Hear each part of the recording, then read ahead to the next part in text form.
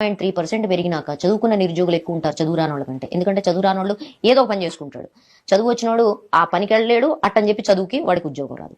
వీళ్ళందరూ ఖాళీగా తిరుగుతున్నప్పుడు వీళ్ళ ఎంగేజ్మెంట్ ఏంటి దేశంలో? రెండు.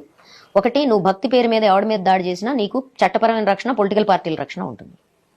రెండు, దాన్ని పాలిటిక్స్కి వాడుకోవడానికి ట్రై చేస్తారు. కాబట్టి వీడు హీరో అవుతాడు.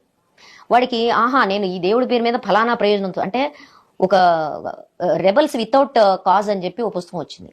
అంటే ఒక కారణం లేకుండా, ఒక లక్ష్యం లేకుండా తిరగబడ్డ యువజనులు అని చెప్పి ఒక బుక్ వచ్చింది. అట్లనే ఇప్పుడు యువజనులకి పాపం వాళ్ళకి ఏం చేయాలో తెలియదు, వాళ్ళకు ఒక లక్ష్యం లేదు. వాళ్ళు ఈ పనికిమాలిన మంద సంస్కృతిని, మోక దాడుల్ని రెచ్చగొడుతున్న రాజకీయ నాయకుల చేతుల్లో వాళ్ళు పావులుగా మారుతున్నారు. పాపులర్ సంస్కృతి అది. నువ్వు రేపిస్టులకి తిలకాలు దిద్ది తీసుకొచ్చినాక తిలకం దిద్దించుకోవడమే ధ్యేయంగా ఐడెంటిటీలో ఉండేవాడు ఏం చేస్తాడు? నువ్వు ప్రత్యేకంగా ఒక కులం మీద, ఒక అల్పసంఖ్యాకుల మీద నువ్వు దాడి చేస్తే నీకు తిలకాలు, వీర తిలకాలు లభిస్తాయి, చట్టపరమైన రక్షణ ఉంటది అంటే సమాజంలో ఏమన్నా అదుపు ఉంటుందా? సమాజ వ్యవస్థలు విచ్ఛిన్నం అయిపోవా చట్ట వ్యవస్థలు చేసే పని వల్ల? తరువాత మోకదాడి చేయడం, మందగా ఉండడంలో రెండు అంశాలు ఉన్నాయి. ఒకటి, నీ మతానికి సంబంధించిన విషయం ఐడెంటిటీ, కులానికి సంబంధించిన ఐడెంటిటీ. మూడోది, నీకు సెక్స్కి సంబంధించిన విషయం.